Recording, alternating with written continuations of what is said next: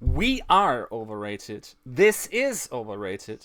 What is overrated? Is it only the Apex Season 2 and especially the Season 3 format? Again, We never directly into know. the topic. Second episode, here to talk about current issues with tournament formats. And I guess for this, it would be fine to point out that you have done extensive work about this, right? So you've thought about the issues that we're seeing. You have actually also presented data in that regard. So would you like to introduce us to your work? Okay. Uh, yeah, this work is also published on Winston's lab. But as I was trying to find ways to evaluate players and some aspects of the game back in Apex Season 2, gradually going towards the final phase of the tournament, and especially after the quarterfinals, I started to work a lot more with how the format plays out because I found some issues that concerned me. Like for example, that the pool was not always the same for the teams that were participating. It was random, and how does this randomness affected a lot of the teams.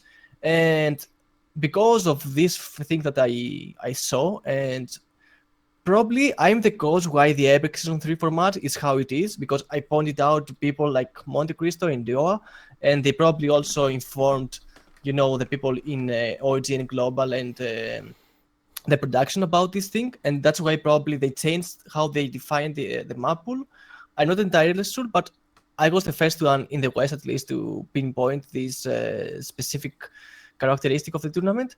And because of this extensive research I have done for Epic Season 2, I also did a video about all the tournament formats that we have seen so far and how each of them and the rules that the tournament organizers had decided, how it affected some teams, and obviously how all these factors and all these arrangements have affected what we perceive as elite teams. How, in connection to the previous episode, how essentially the way a tournament is structured can either help a team go up in the ladder or go down.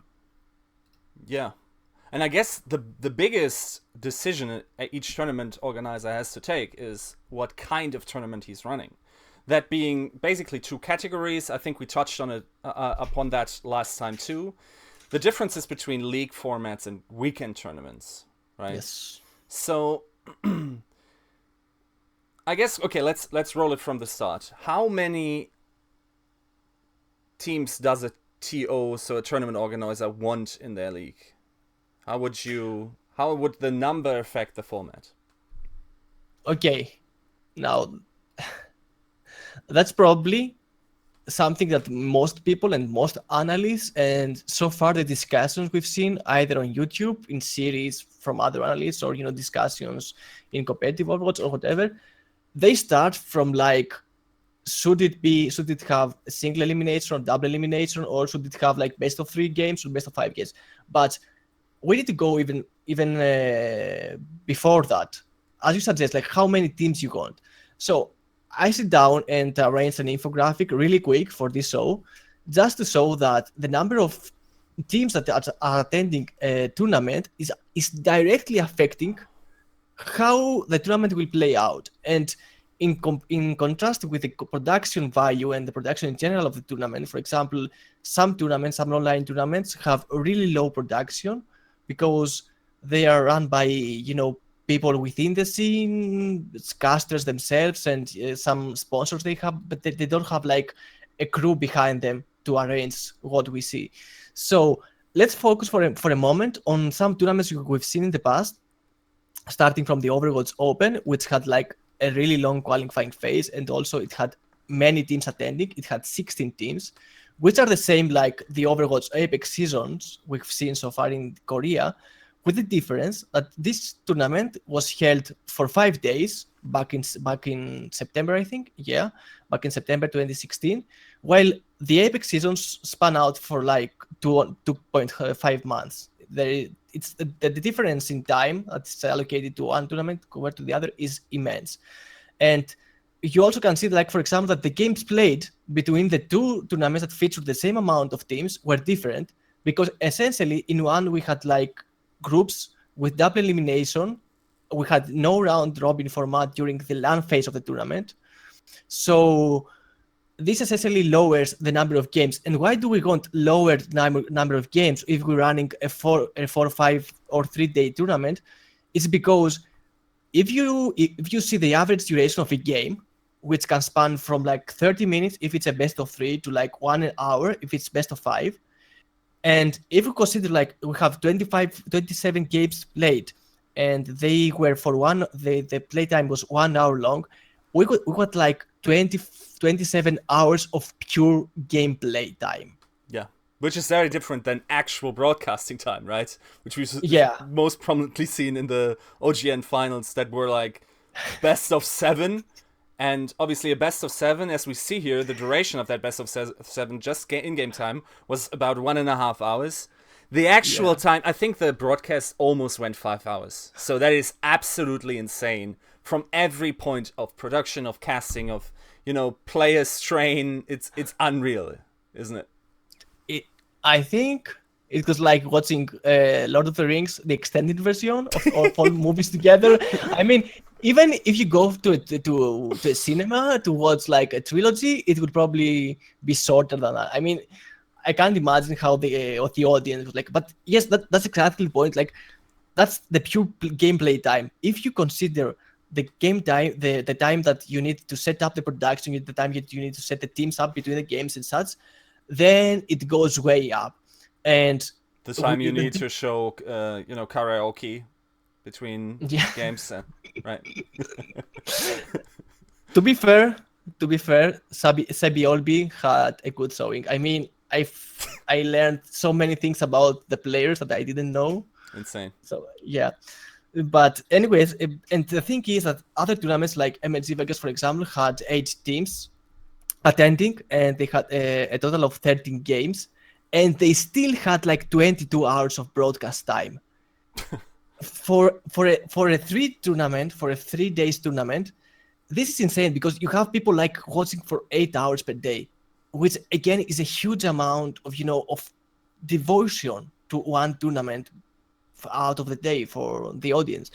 And why does this affect how the tournament plays out? Because essentially, when you're going to consider like should it be best of 3, should it be best of 5, these things matter a lot. I mean, it's not like if it's fair to have a best of 5 because you can feature like more maps, or you can have like teams coming back because the loser gets to choose the next map a lot more than in a best of 3, which in a best of 3 and especially in online tournament, it's like a bit sketchy. Anyways, these things affect a lot more how the tournament plays out. And as I mentioned before, like double elimination vs single elimination in this aspect comes from how many games between the teams you want, like how many games you want to show to the audience, and also how much do you value out of the game conditions for the teams, like for example patch changes affecting the gameplay going into the tournament, because in the Overwatch Open era, which the patch changes affected like every next tournament. It was like Atlantic Zone Down concluding, a patch hit. The next tournament, the Overwatch Open, was being played in a new patch. So giving some teams a second opportunity in the tournament with double elimination format is essentially securing somewhat the competitive integrity of the whole tournament. And in Apex seasons, for example, we've seen patch hitting in the middle of the season and affecting tremendously the outcome of who was supposed to win the tournament to who eventually won the whole tournament.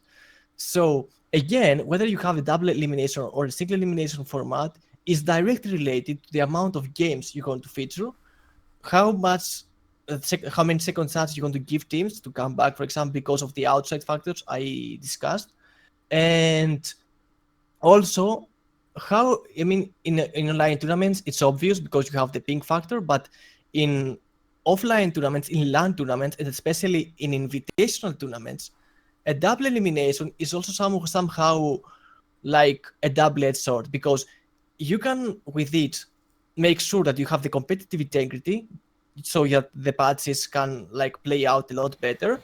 But at the same time, you're giving sometimes some teams a second chance, and if that second chance doesn't have any kind of backslash, any kind of repercussions, then obviously you're favoring somehow one team over the other, because you give them time to practice their mistakes, so as they go to the next stages a lot stronger.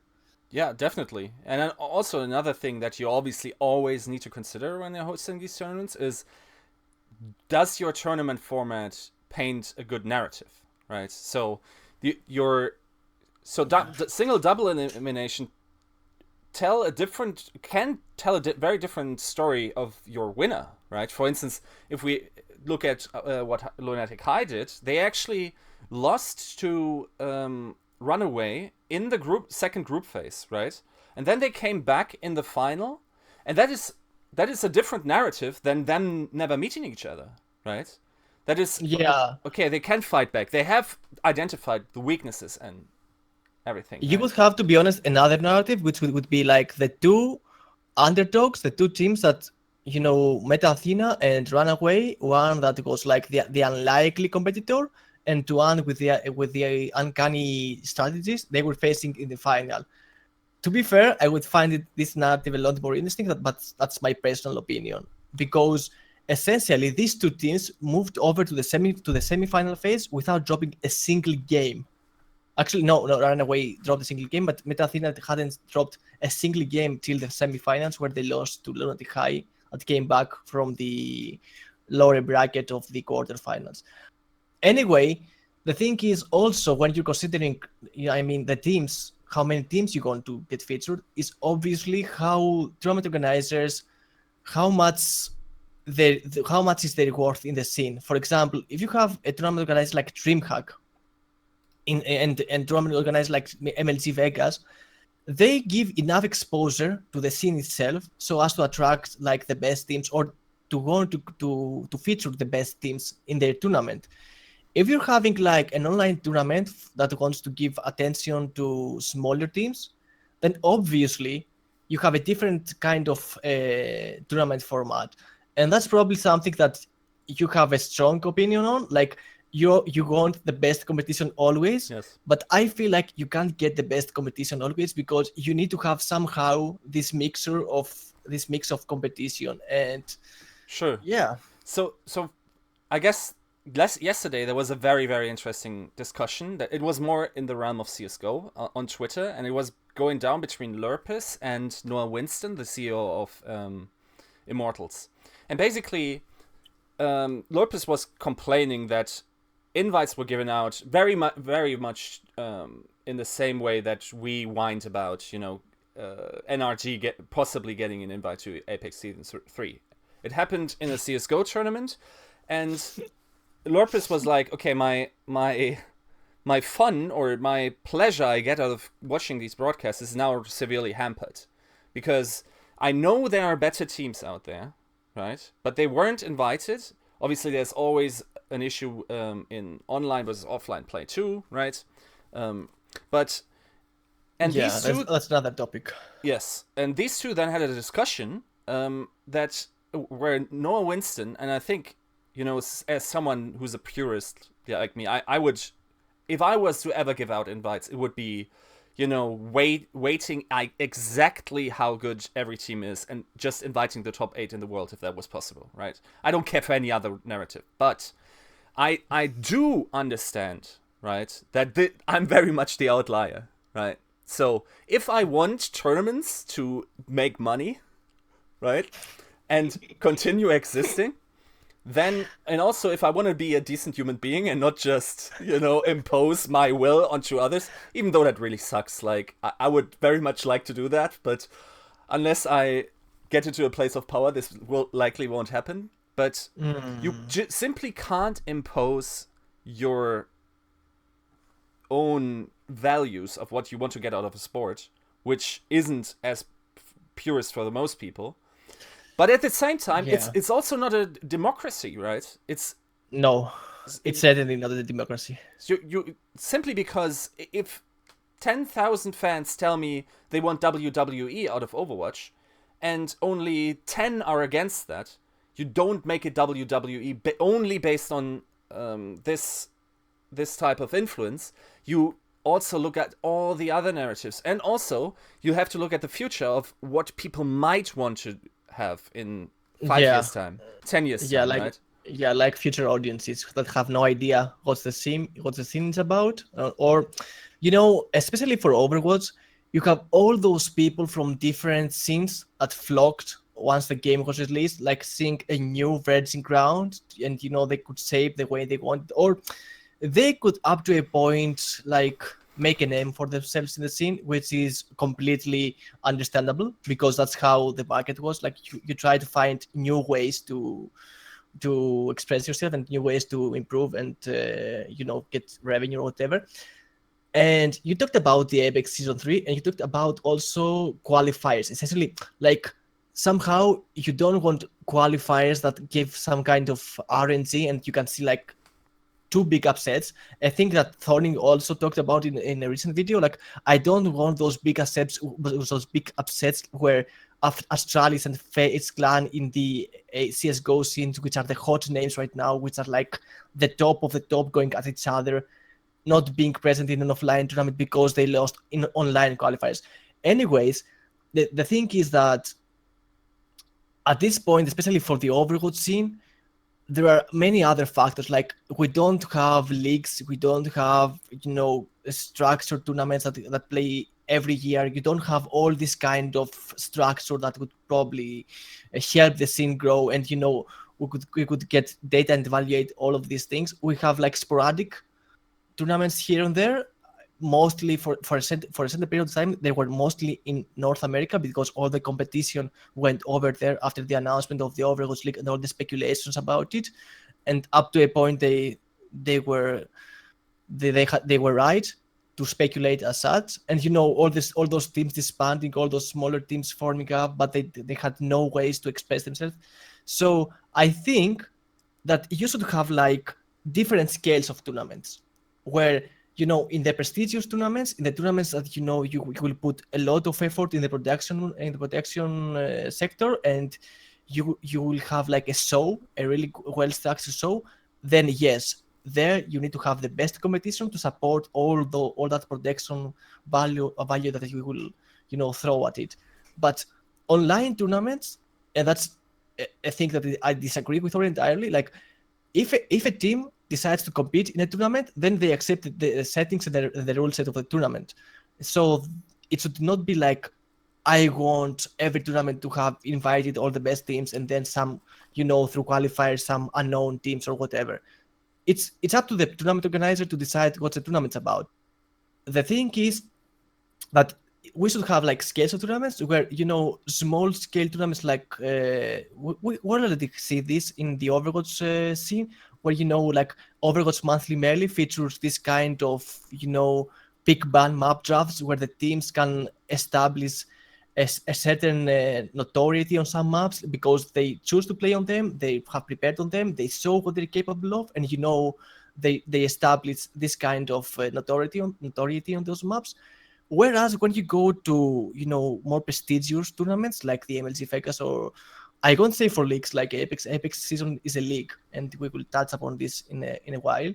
But MLG Vegas, DreamHack tournaments, or the Overwatch Open, or every tournament that has a bigger and higher value production, then you need another tournament format, something that will set everyone on the same foot, and they will start from like around the same kind of footing as far as the tournament format goes. Yeah. Because right now we see so many things affecting how the tournament format will play out, without actually the teams even being a factor in them. Like it's not the teams that pick the maps. It's like the map pool was randomly decided, and therefore some teams were favored because some of the maps that they were good on were in the map pool, whereas some teams are, they drew the short hand of the Yeah. stick, I mean, the short end of the stick. I mean, if we just simply look at the map selection process for these four tournaments, that being Overwatch Open, DreamHack Winter, MLG Vegas, and especially Apex, the contrast is insane, right?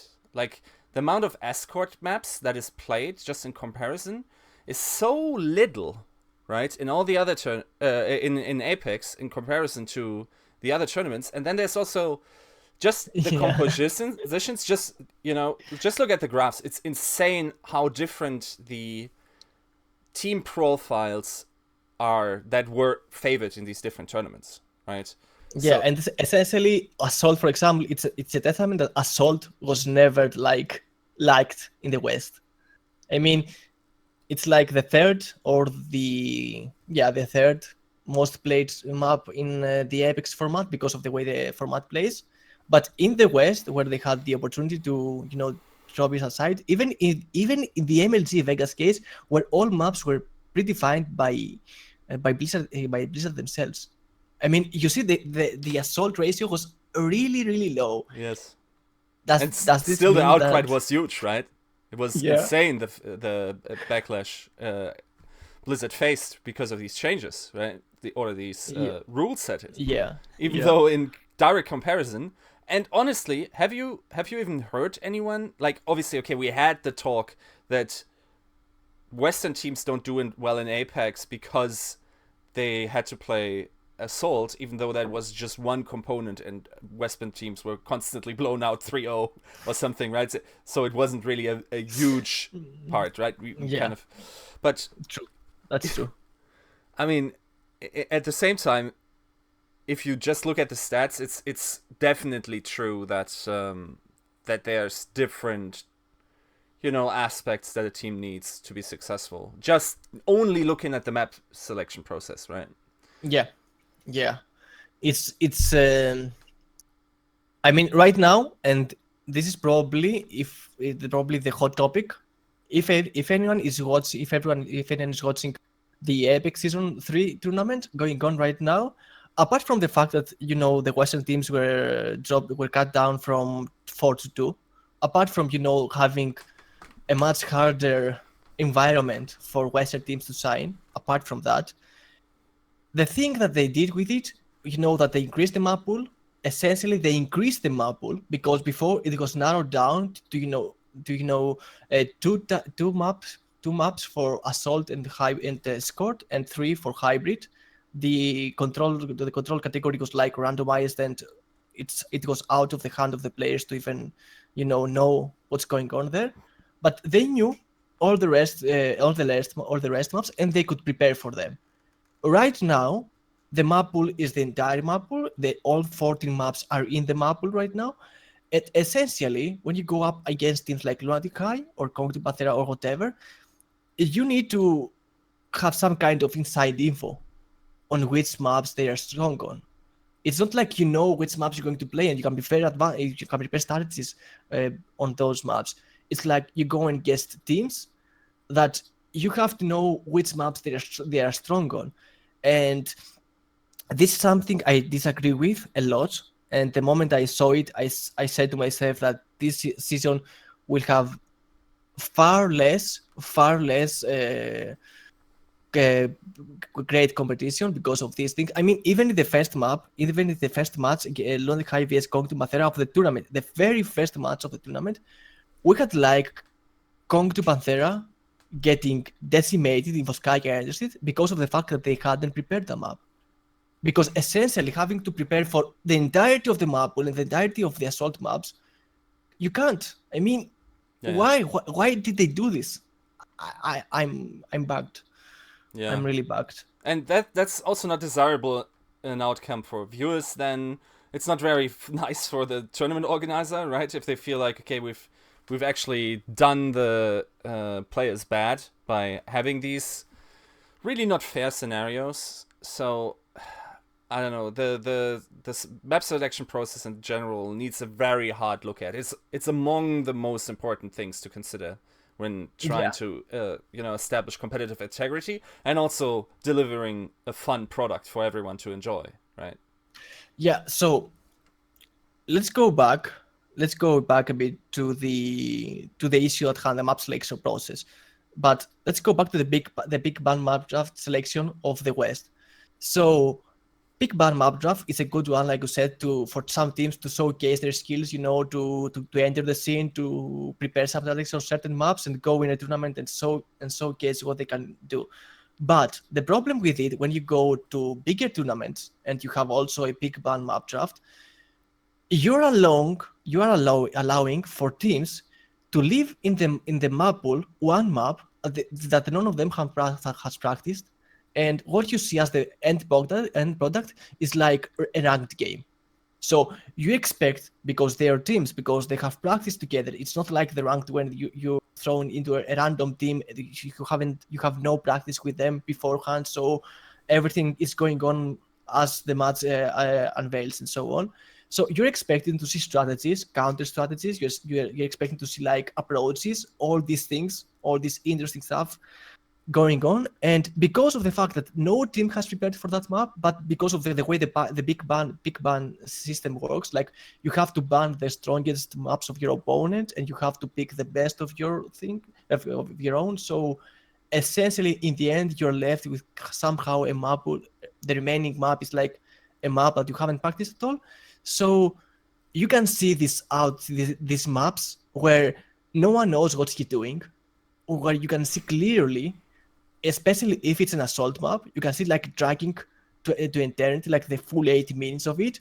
And especially in the second point, like stall after stall after stall after stall, because the teams haven't practiced a certain approach, or kill selection process or ultimate management, because they haven't practiced the map at all. So for me, this is a really big flaw of this system, although many people have acclaimed it as like the best system. And also Radon, after Apex Season 2, tried to engage this topic in an article of his, The Good, the Bad, and Apex, and he was considering this to be a good one. So for me, if you allow this kind of randomness in your format where you can't prepare beforehand, maybe if you're a fan, for example, of the said team that's having the upper hand, then yeah, you're feeling good, you're feeling nice. But for analysts, for people that want to know, like, have a more objective look and see how the format will play out, how like each team approaches, like, see strengths, weaknesses, like talk about all the teams and not like one favorite team. This provides like nothing in Yeah. that regard.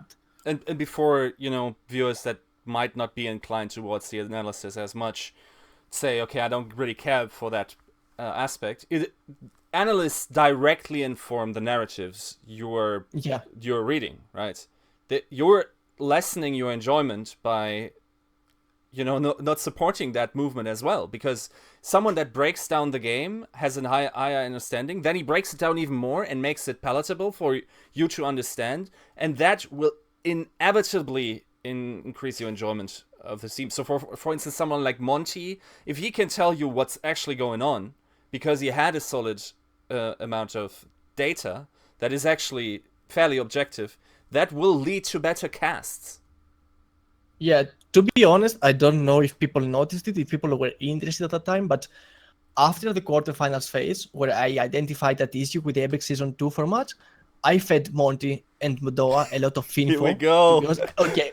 Here we go. The struggle begins. I admit it. I will be a bit of arrogant right now, because I also think that a lot of things. No, I don't think about that. I know for the fact that a lot of things they said on broadcast during some games, it was directly related to articles I wrote about the Apex Season format and info I sent them, because I wanted people to be informed, people to know, for example, like, this team hasn't played on that map. This team will probably pick that map because they have played it like 5 times before or 4 times before, or these things that not only create narratives, but essentially they give you information on, as you go into the game, like how much well should you expect one team to play on that map, and if they upset the outcome because beforehand that they haven't practiced that map a lot, and they haven't shown any kind of confidence going into it, and then they come and win the whole thing, the whole map, and in a dominating fashion, then obviously, like, you understand the value of all of this. You enjoy it even more because you see, like, now these guys have won like no times on this map, and now they won for the first time. Like, you're building all this kind of hype throughout your casting and throughout your analysis. So I enjoy these things. Some people maybe don't, because like they have bet on, runaway winning the entire thing, and somehow that high kick is coming back. But I find it more interesting as the tournaments go on, as the Overwatch scene progresses, that we talk about these things rather than like, okay guys, like Atlantic High lost that map, they only did ultimate management wrong, and so many things, like Yeah, only in game. yeah. Anyways, It's essentially the difference between someone quote this is pet peeve of mine. So there's an awesome video, and then the highest rated comment on any social media site will always be a line from the video. Why, dude? Why is it not someone,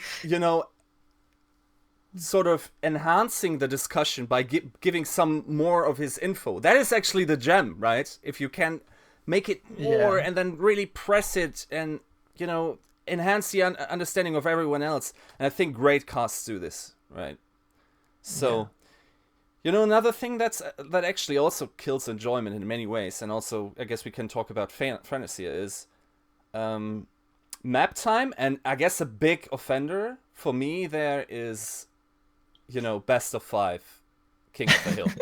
That's what's going on. Like, okay, there's something. Sometimes a long foreplay is pleasurable, but sometimes it's too long, right? Like sometimes you just need the conclusion immediately. So, yeah. what do you Yeah, think about? that's exactly what I felt in MLG Vegas for the first time, when I was seeing like Fnatic vs FaZe Clan in the semifinals, I think, and in that match, FaZe goes down 2-0, and then they made the reverse sweep like 3-2. But the whole process through this reverse sweep is so long, and you have so many random factors, like which of the 3 maps will be played as fourth and fifth, because we all know who are the three first maps of the best of 5 control map will be, because each sub map will be played once at least, and then you go on and play 2 of the 3 maps, but you don't know which of those you're going to play. So it was like, I go down 2-0, I win in the third map, and then I get to play the third map in a second time, and then I win, because I go to play the map I was the best on a second time. Obviously, like if you play some maps a second time, you get a better hang of them. But if you play also the second time the map that you won, like the map that you are strong on, it's essentially a free ticket, like to the win. Like, okay, guys, we'll give it to you. Like, take it away. And And it's completely anyway, RNG, right? There's nothing. It's not like the tournament organizer tells you, like, okay, you're practicing for this control point, and you're getting these maps, and in the best of 5, you get these maps twice. No, that's not what's happening. The instant it pops up, you're like, I guess we will lose that best of 5, right? Bugger. Right? Yeah. happy cool. Anyways, yeah, this is the problem. And I mean, we're making it seem like fun, because like you're on the It outside, isn't. but if you're a player and you are at that moment, and you see like the fifth map being your opponent's best map in that control map, sub map in the control map, you're like,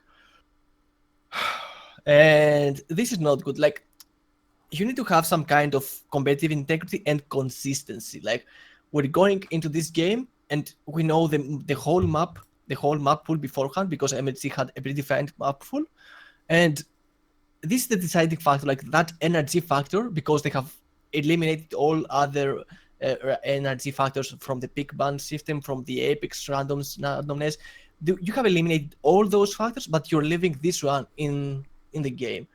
And the only random factor I want to see is how good or bad you are. Like, or if you nail that one shot, like you get that one headshot, and that's like some kind of luck into it, because you were like in a really bad Yeah. position or something like that. But that's the only random thing I want to see happening within a tournament format of that caliber of MLC, featuring all the best teams in North America Yeah. and so on.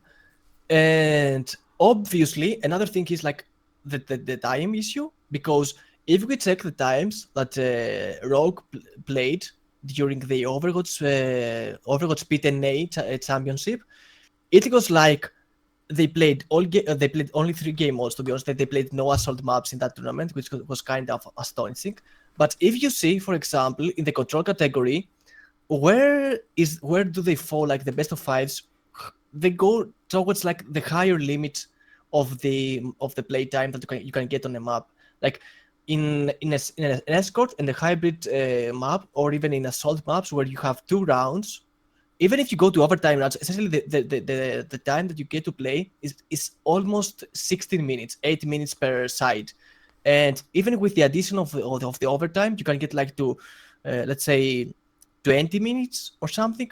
Well, a best of 4, well, a best of 5 control map can go to 23 minutes, Yeah, it's which insane. is insane, because if you allow for teams to play like 2 of those control maps in a same best of 3 match, you're essentially letting them to allocating a lot more time to that match.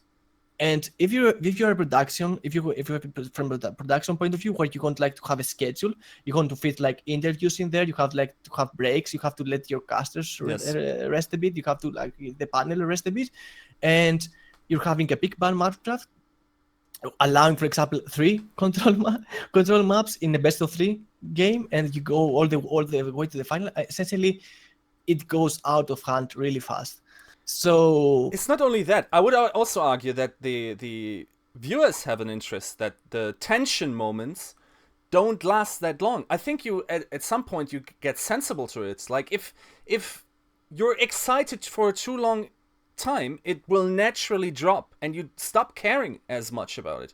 You can't handle that. That's why it's very hard to, for instance, enjoy very, very long movies unless it's super excellent. Because if the tension moments are too long, you just can't feel the enjoyment anymore. You need the up down, the reset in you. Okay, so someone won the map, and now it's like if it takes too long, and that is an issue in with Overwatch in general, that you don't have time to catch a breather, right? It's not like in CS yeah, where you have time between rounds. The only thing you realistically have is the time between attacks, because people try to go as one team, right? yeah. Unlike in rank play, where they just trickle in. But yeah, in competitive kind of play. So the I think very much for the viewers, you also wanted to not feel cheap, and obviously the mechanics by which the maps are extended, being overtime, have felt very cheap in the past. So while the overtime mechanic does feel like a nice addition to the entire thing, if it gets silly, you stop caring. You think of it as a silly thing instead of an awesome thing, right? Okay, it just occurred to me. So imagine having the tiebreaker solution for a hybrid map to be a best of 5 control map, and you get like 2 best of 5 control tiebreakers in a best of 3 game. Because I know that Blizzard, essentially with the assault changes and the cap percentage changes, they have limited like the amount of draws. But in the past, I mean, before these changes, imagine going from a hybrid mode to a best of 5 tiebreaker. And this was an issue with me when I was trying to, to gather all the tournament formats and study them. Like, why do you have a best of 5 control map if the control map is played in the canonical order of the map pool, if it's in the map pool, and why do you have a best of 3 or best of 1 tiebreaker? I mean, don't you see that you are already identifying a problem with the map? Like, why do you go for best of 3 Yeah. in as a tiebreaker solution? Because essentially, not only you want it to be sorted down, but you don't see any reason to go for a best of 5. The 3 maps are enough to decide the winner, and it's already competitive enough. I mean, I don't really see why the reverse sweeps should be done only one game mode. I mean, in the other game modes, it doesn't happen that so often. Anyway, so yeah, having the tiebreaker also is a problem if you think like this. And another issue right now is that with these changes, with the assault, because effectively they only affect assault games a lot, but with the control with the couple changes, where you get like 33%, and then the game ends after after the other team secures 34%, the assault game modes go even lower in gameplay time. Like if before they were going the full distance, like 16 minutes, now because of that rule they may end in like 12 or 11 minutes. Best of 5 control maps though, they don't go lower. For example, it's really hard. It must be a stomp. It must be a stomp. It's There's no Yes. other way. Yes. Yes. I mean, in a sense, it's great that we don't have these tiebreaker scenarios as often anymore, right? Could really feel on like a drag most of the time. So in that regard, I really welcome it. So I guess if we're thinking of things that bug us in all other senses, um what are other elements where you say, okay, this needs to change? It's ridiculous, right? In what's happening right now in the competitive scene, where maybe competitive integrity is hurt. Does Okay. anything come to mind? Yes. I think I have bored people right now because like I have studied the entirety of how tournament formats play, and I have like the answer for everything. So I probably As always, the I Greeks. prob I probably I probably should write like how the optimal format should like, but I don't want this to be like right now, how to give you the easy way out, like give you You the gotta pay solution. for this. Pay for Yeah.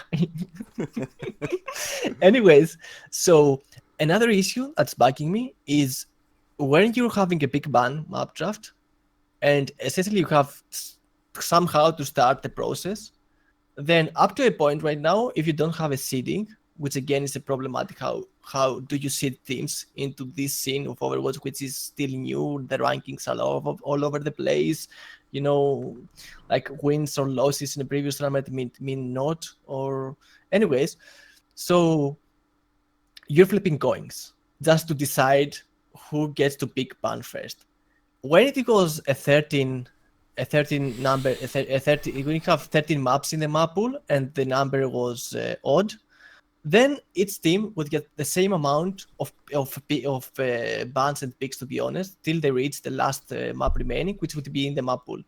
So right now, because the number increased and we have 14 maps in the map pool, essentially the team that, unless of course they remove one map from the map pool, and it boils down again to 13 maps.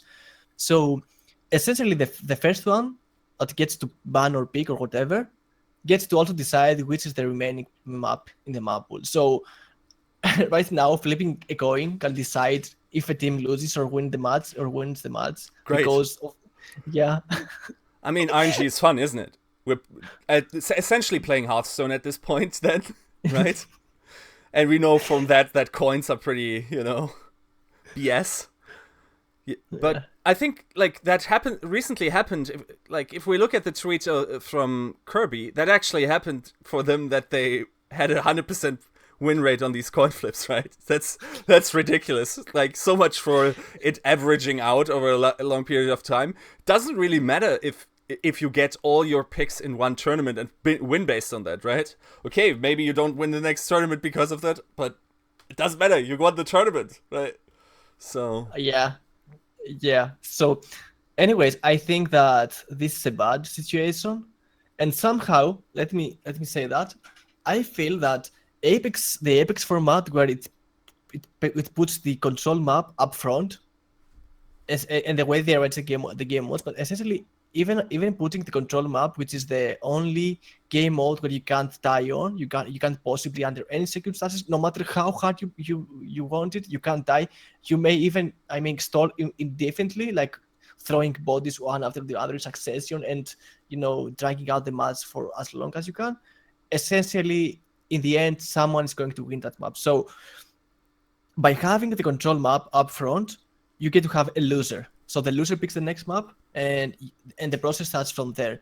I would feel more comfortable, for example, if if the two teams were to fight on the control map, for example, to see who is starting the process. So I mean, somewhere, some middle ground or something like you don't entirely get rid of the pick ban, but you somehow get rid of the coin toss. Because in traditional sports, like for example in football, basketball, or whatever, basketball doesn't have that because it has a jumble where you have the team that gets the ball first out of the two players that reach in that jump in the sky. Anyways, you have that solution there where there's an in-game mechanism that gives one side the privilege, like to start first or start second. And in football, for example, the only way the coin toss only affects who is going to play on which side, which doesn't affect the gameplay at all. It's like maybe if the sun is, if you're playing against the sun, for example, but that's like that's why they Yeah, play only also. psychologically, and at that point, it's Yeah, the player's fault, right? yeah. So there's no direct there's no direct relation to the coin toss to how the game will play out in most traditional sports. But in Overwatch right now, because of like I explained, 14 maps in the map pool, teams take turns, but in the end there is only 2 maps remaining, and only one team gets to decide which map gets banned or which one remains in the map pool. So yeah, up to a point it can decide. I'm not sure though if it's in Kirby's and Hammer Esports case they had like removed the map for the map pool, or they had some other kind of mechanism. But a coin toss essentially means this, that you get to pick ban first. I mean, I don't really care in what context it was. Even if they just randomly cost a coin and it decided nothing, I don't want it in my game. Get rid of this, right? RNG in general is just Yeah. terrible in that regard. By the way, how like how much do you like to watch Overwatch in one sitting?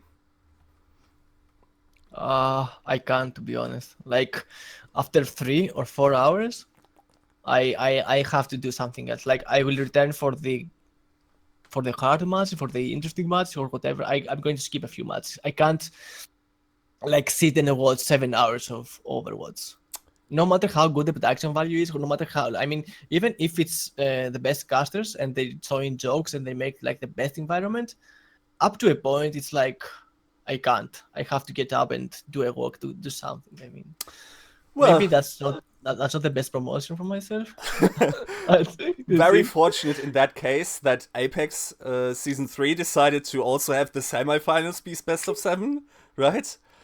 What is up with best of 7s? Like, is that something that we value? Because the issue is just imagine the differences between a best of 3, a best of 5, and a best of 7. What kind of different stretches of skills that are required come into play? Okay. I've got an interesting thing to say. So if we can roll back that info card we had with the average duration of matches of best of 5, best of 3, best of 7, you will see that essentially the best of 7, which lasted like 1 hour and 35 and 37 minutes, is not really that far from the average duration of the best of 5, because that best of 7 was like an interesting case.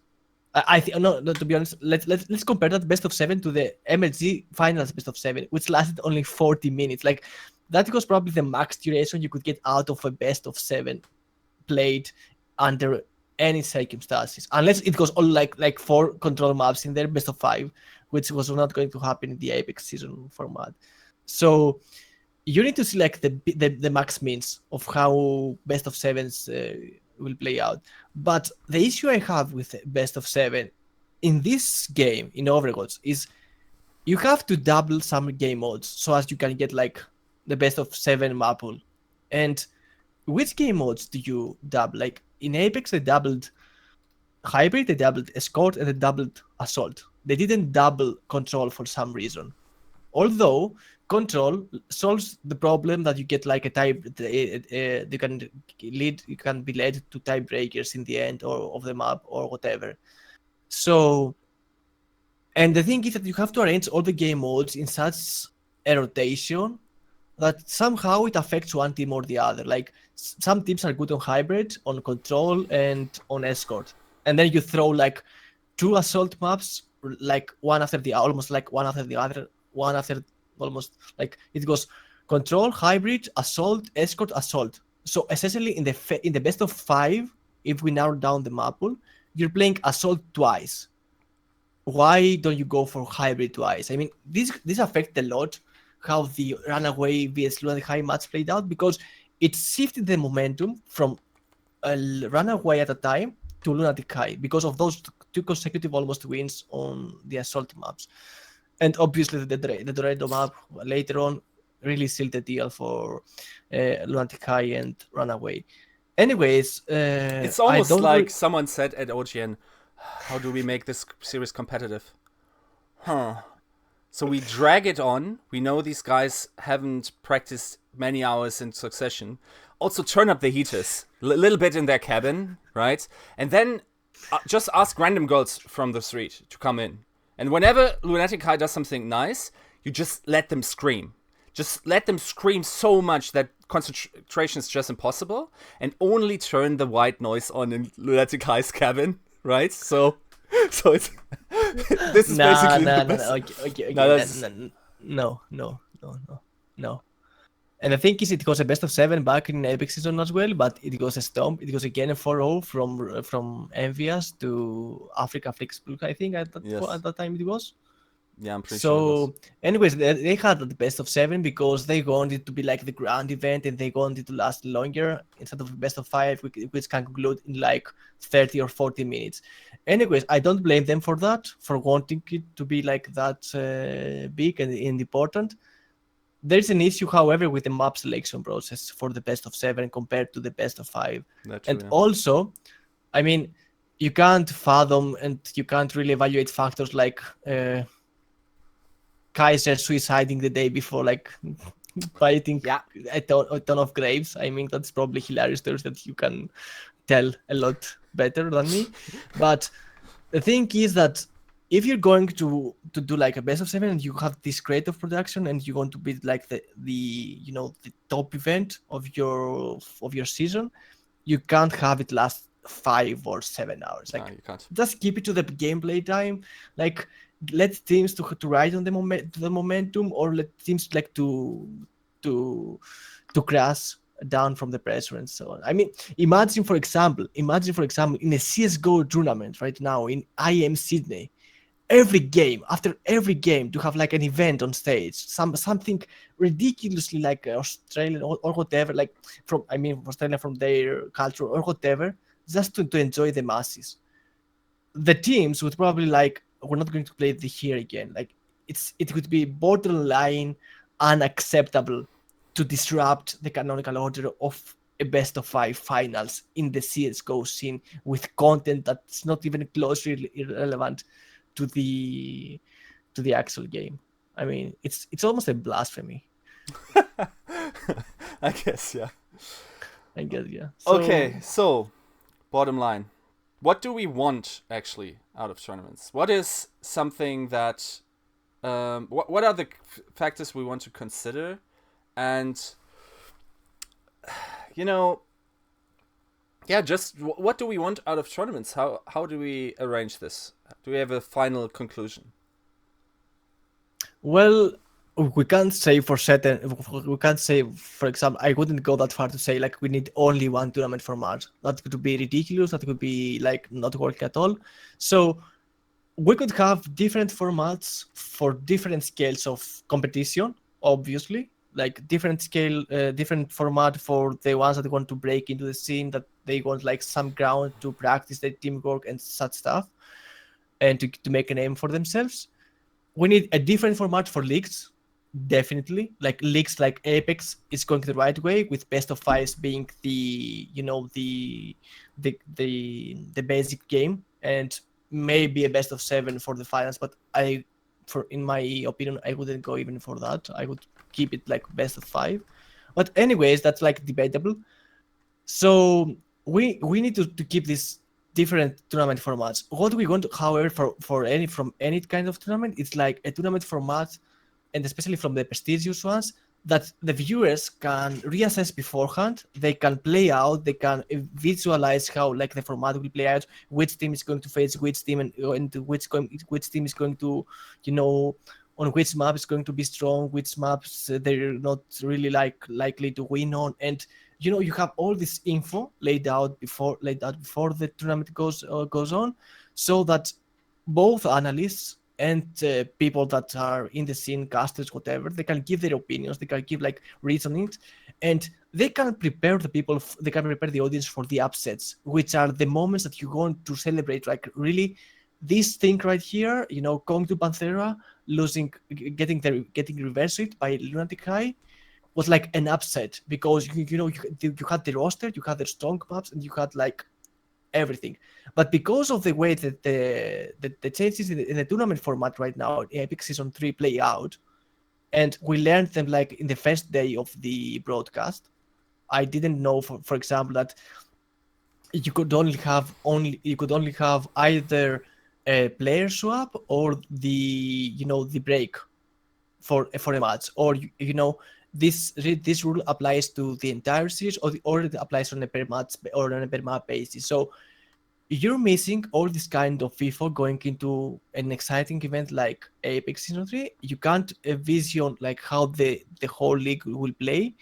And after every upset, you need to evaluate again like how much these conditions affected the outcome.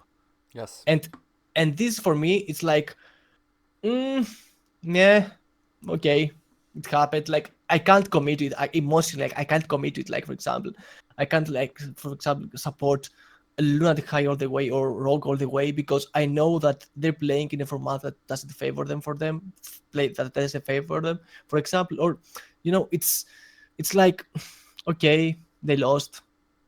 Okay, let's move on. Yeah. I can't really discuss anything else. It's very much like rooting for a sprinter that also, participates in an 800-meter or even longer, length race.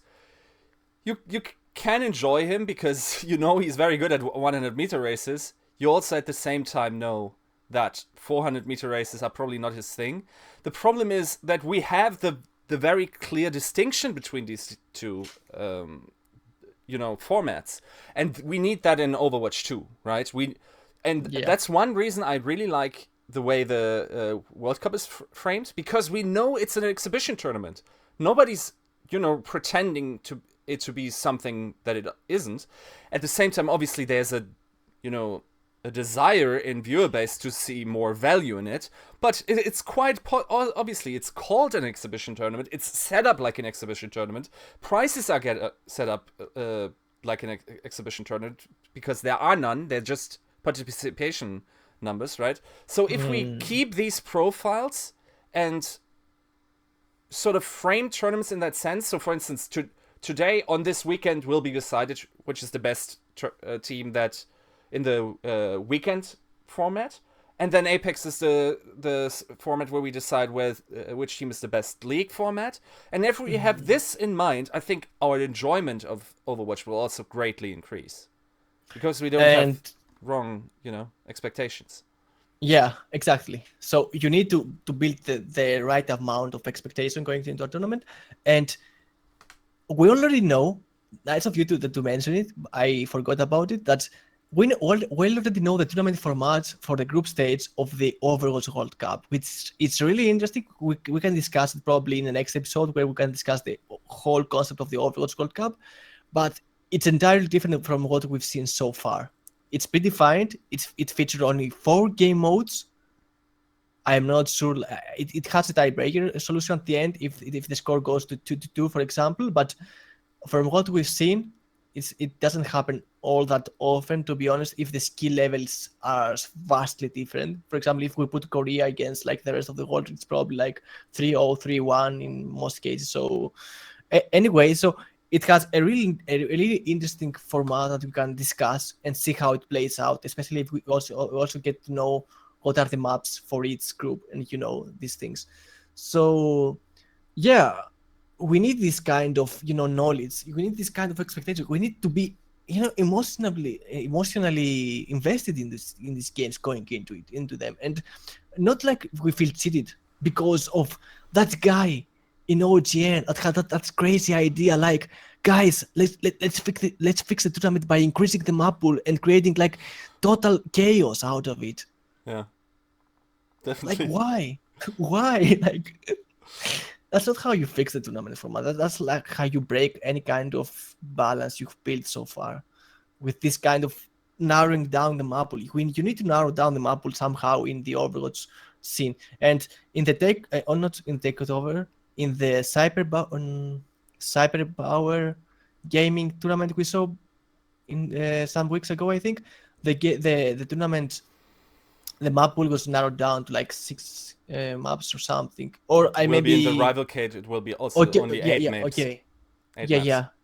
Okay, so you need somehow to narrow down the map pool, and Apex had a system that could narrow down the map pool and still create engaging results and competitive matches and so on. I'm not sure that the Rival Gate, like, going the this was what the very first tournament, LAN tournament, the Overwatch Atlantic Showdown had, like six at that time. It was 6 maps, and then the first one was randomized, and you get to choose the next one.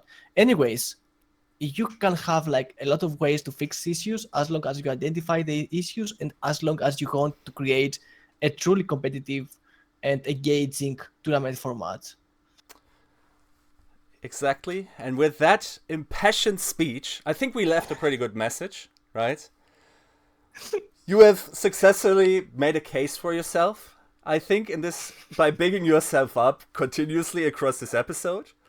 So I guess the campaign starts now, right? Yeah. Overwatch League will be huge. It will be.